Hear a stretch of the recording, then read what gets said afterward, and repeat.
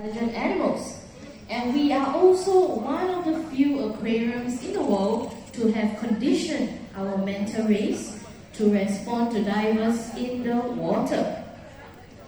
Alright, so in this habitat we have 3 reef manta rays. Alright, I'm not sure if you can spot them right now. They should be swimming around in the habitat. Alright, and these manta rays, they are the largest ray species. Alright, so for reef manta rays, they can grow up to 6 meters in wingspan, which is approximately the 3/4 of the height of this acrylic panel that we are standing in front right now. Right now, manta rays are also often mistaken as stingrays, but they are in fact very different animals. So if you can spot, there's few stingrays swimming around. Alright, and one main difference you will notice is that for manta rays, they have 2 horn-like fins in front of their head, right, which are called the cephalic lobes. So these cephalic lobes helps the manta ray to channel food into their mouth when they feed. Right, and for stingrays, they have a stinging barb on their tail. Right, whereas manta rays, they don't. So they do not sting. Right, instead, they use their size as a protection against predators. Right, now let us try to identify our manta rays here. Right, because one interesting fact about the manta rays is that they have unique spot patterns on their underside. Right, which means no 2 manta rays will have the same pattern. Right, just like our human fingerprint, we all have unique and exclusive patterns. Right, so we have 3 manta rays. They are namely Mica, Mako, and Manja. So apart from having different spot patterns on their underside, they also have very different personalities. So let's look on our right side. Okay, this manta ray here on the right side with a diver, this is Mica. Alright, if you look carefully on its underside, you will notice that he has a streak that looks like a number 1. Alright, so that's how we identify Mica. And Mica, his personality is very sociable, very friendly. Alright, very often you will find him doing somersaults around the air bubbles in the water. Right, so he's a pretty playful one. Right, and in the middle here, we have Manja. If you look on his underside, he has a heart-shaped pattern. Alright, and he is one of the more docile and affectionate one. Alright, so maybe that's why he has a heart shape on his underside. Now on your far left, on this side, we have Mako. Alright, for Mako, he is almost entirely black with a small white patch on his underside. And he's our largest manta ray here in the habitat. Right, and he often acts as the big brother to the other 2. Right, he's very independent and also very free-spirited. Right, he often likes to swim around on his own. Alright, now that we have known our 3 manta rays here, let us shift our attention to the divers in the water.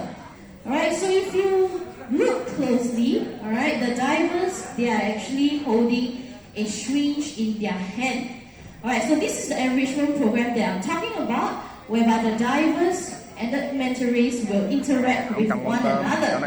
Alright, and here in the Sea Aquarium, it is done in 4 simple steps, abbreviated as C, A, B, and R. So C stands for Q, whereby the divers will raise their hands to signal to the manta rays to swim towards them. Alright, and then A stands for action, whereby the manta rays will allow the divers to place their hands on their bodies for interactions. And then B stands for bridge, whereby the divers will tap the manta rays as a form of saying well done, alright, which builds the bridge and relationship between the manta rays and the divers.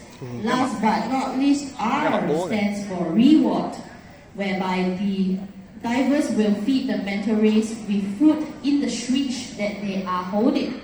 Alright, so at this point, you must be wondering, what do manta rays eat, or what do we feed them? Now manta rays, they are filter feeders, which means they feed on microscopic organisms in the water, such as plankton. Alright, so here in the sea aquarium, we feed our manta rays with krill.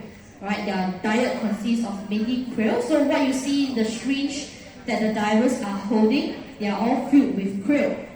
Alright, now once a week, we will also feed our manta rays with red plankton as a form of treat. Now, the reason why we do not feed them with red plankton every single day is because red plankton has high fat content.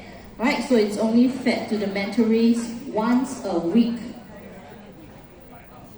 Alright, now if you look closely at all three manta rays, alright, they each have a diver and they are actually interacting with one another, and when all these 4 steps are done, the diver will actually squeeze the krill into their mouth.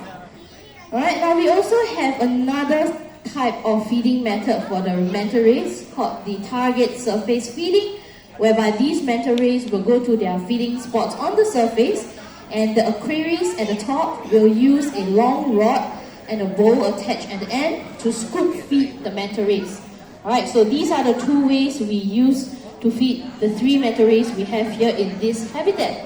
Now as you're looking at the manta rays right now, right, they might look really carefree and peaceful, but do you know that in the ocean, manta rays are actually facing many threats. Right, so one of the more prominent threats is actually plastic pollution.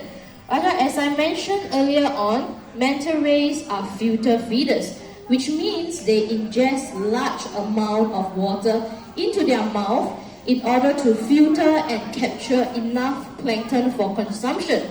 So if the water is really polluted with plastic trash, right, very often these manta rays might ingest this plastic into their body, which might turn out fatal for them. Alright, so at the same time, these manta rays are often hunted for their gill rakers for medical products. However, there's no clinical evidence to